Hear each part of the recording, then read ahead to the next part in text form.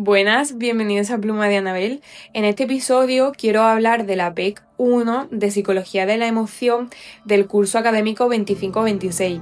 Esta no corresponde a la misma PEC que había el curso pasado, entonces aseguraros bien de que esta sea la que puede ser que os caiga en el examen, porque recordar que no es obligatorio entregarlas y además tampoco es seguro 100% que pueda caer, pero bueno, igualmente hablaremos de ella.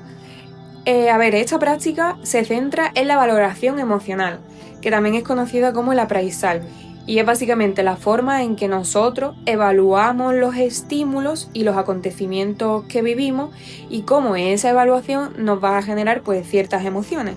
Entonces vamos a ver paso a paso en qué consiste la práctica, cuáles son todos los términos que aparecen en el anexo y finalmente también hablaré un poco de los resultados que yo he obtenido con el ejemplo de un amigo. Entonces, bueno, mi intención es tener una idea clara de cómo hacer la PEC si queremos hacerla y cómo analizar pues cualquier emoción de manera sistemática. Dicho esto, la PEC 1 tiene como objetivo aplicar el modelo de chequeos secuenciales de Scherer. Esto explica que no solamente sentimos una emoción, sino que esa emoción va a depender de cómo nosotros evaluamos el estímulo en varias dimensiones, pues la relevancia que tiene, la implicación, el afrontamiento y las normas de compatibilidad. Entonces, para realizar esta actividad paso a paso, lo primero que tenemos que hacer es escoger un acontecimiento emocional reciente, que puede ser o tuyo o de cualquier otra persona.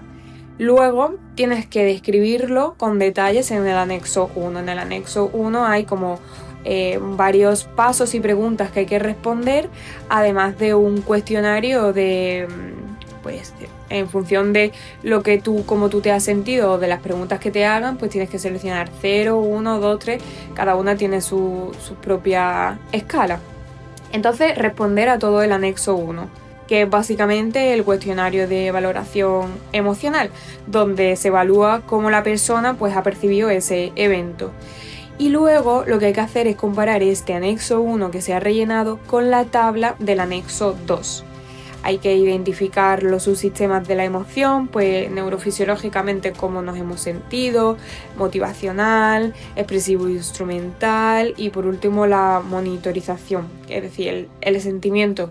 Y por último comparar la emoción predicha según esto que hemos ido rellenando con la emoción que nosotros hemos declarado. Ahora bien, en el anexo 2, y en el anexo 1 también en el cuestionario aparecen varias categorías que son claves para cada una de estas emociones.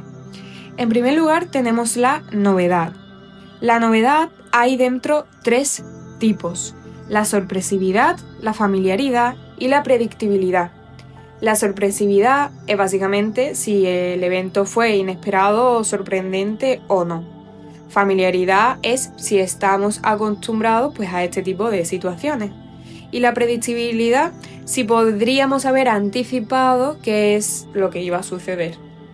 Por otro lado tenemos el agrado intrínseco, básicamente evaluar si el estímulo es placentero o es desagradable. También tenemos el significado, aquí hay 5. La conciencia de relevancia, es decir, cómo nos afecta el evento al bienestar, a la meta o a los valores. La probabilidad de resultado, es decir, qué tan probable es que sucedan esas ciertas circunstancias. La expectación, si coincide con lo que nosotros esperábamos que ocurriera. La tendencia, si el efecto ha facilitado o bloqueado las metas que nosotros tuviéramos o las de nuestros amigos, si se lo estamos haciendo a un amigo o un familiar. Y por último, la urgencia. ¿Cuánto necesito actuar de inmediato? Si ese evento que ha ocurrido implica que yo tenga que tomar medidas o hacer algo ya. Y luego tenemos el potencial de afrontamiento. Aquí tenemos dentro de la causa el agente, es decir, quién provocó el evento, si fuiste tú, si fue otro o si fue simplemente coincidencia. Y el motivo o la intención, si es intencional, si ha sido una negligencia, si ha sido una casualidad. También tenemos el control, si nosotros podemos controlar o modificar esa situación, ese evento. el poder, si tenemos la capacidad para cambiar las consecuencias, y el ajuste, si podemos adaptarnos a ese resultado. Y por último, las normas de compatibilidad, que puede ser externa o interna. En la externa, la pregunta sería un poco si la mayoría de la gente considera que esto pues está de acuerdo con normas sociales. Y la interna es con las normas que tú tengas personalmente, es decir, si coincide con tus valores y con tus normas personales. Vamos a hablar de todas las palabras que aparecen en el anexo 2. Tenemos varios tipos de valores, ¿vale? Tenemos, por ejemplo, los valores cuantitativos. Estos son los de abierto, bajo, medio, alto, muy bajo. Cuando hablamos de que es abierto, a lo que hace referencia es que no hay una única respuesta correcta, sino que pues simplemente va a depender del contexto y del juicio del evaluador o del participante. Es decir, la causa de un efecto pues puedo ser yo o puede ser otro, pues según cómo interpretemos ese suceso. Cuando es bajo o muy bajo, la característica evaluada está presente pero en muy poca medida. Un control muy bajo es que casi ni siquiera tienen la capacidad para influir en esa situación, por ejemplo. Medio, pues es que la característica está presente en una medida moderada, ni demasiado ni poco. Es decir, que podrías adaptarte, por ejemplo, pero con dificultad. Y alto o muy alto significa básicamente pues que las características van a estar presentes en una gran medida.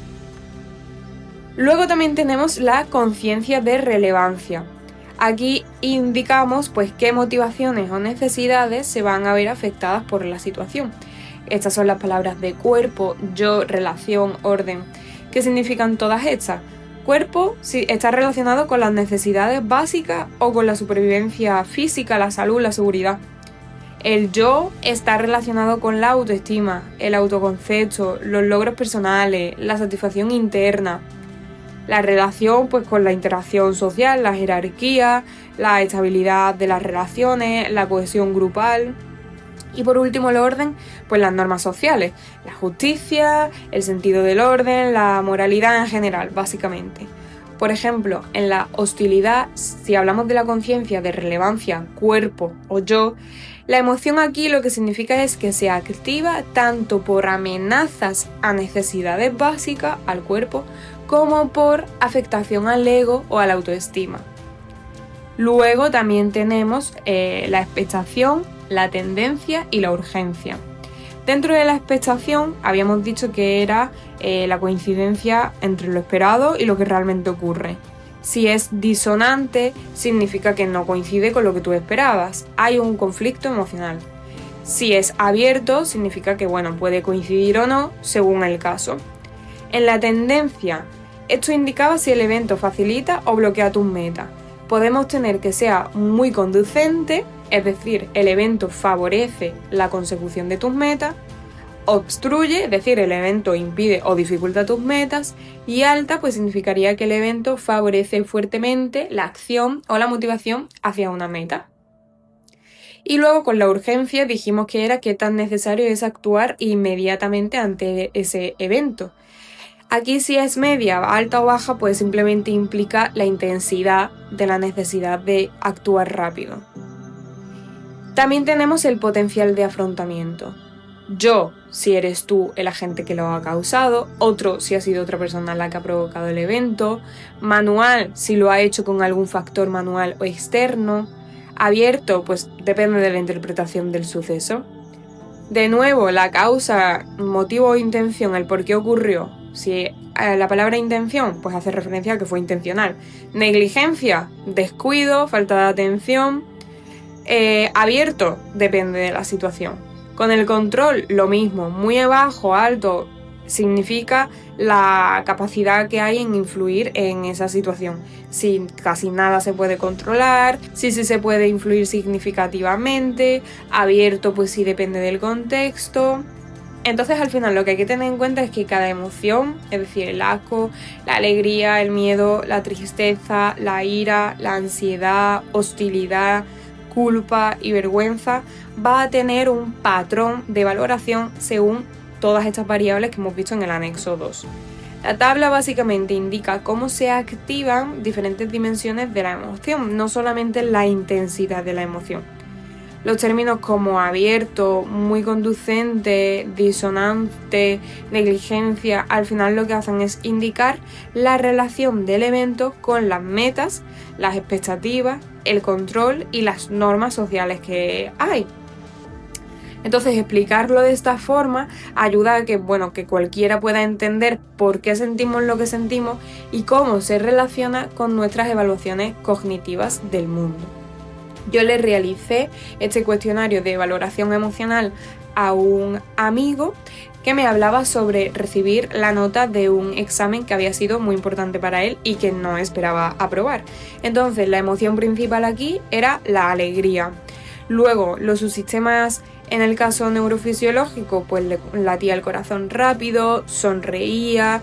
En el motivacional tenía el impulso de querer celebrarlo con toda la familia. El expresivo, saltar, gritar. Y la monitorización, el sentir alegría conscientemente. Luego, según el anexo 2, ¿cuáles han sido los resultados? En el caso de la novedad, ha sido alta, por ejemplo, porque no se esperaba el resultado. En el caso del agrado, pues muy agradable. Relevancia, muy relevante, porque afecta a metas futuras. La causa, abierto, porque ha podido ser por el profesor, ha podido ser por el sistema del examen, ha podido ser por él. Control, medio, porque él estudió, pero no estaba bajo su control totalmente, porque también puede adaptarse a esa situación. Entonces, el resultado de todas estas medidas, ¿cuál ha sido? Que la emoción predicha, que es la alegría, sí que coincide con la emoción sentida según el cuestionario de valoración emocional, comparándolo con la tabla del anexo 2, después de aplicar el modelo de chequeos secuenciales de Scherer. Y esto en general es todo lo que yo creo que hay que saber de la PEC 1 de Psicología de la Emoción.